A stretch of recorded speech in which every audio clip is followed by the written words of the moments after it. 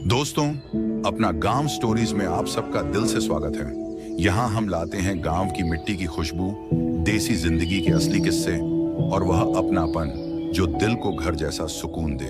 चलिए शुरू करते हैं आज का सफर। आज हम देखेंगे कि हमारे मेहनती किसान बांस के तने से किस तरह एक बहुत ही सुंदर हैंडबैग तैयार करते हैं, वह भी पूरी तरह हाथों की बेमिसाल कला से। वीडियो को अंत तक जरूर देखें और किसानों की इस मेहनत के लिए एक लाइक जरूर करें। साथ ही चैनल को सब्सक्राइब करना न भूलें। धन्यवाद।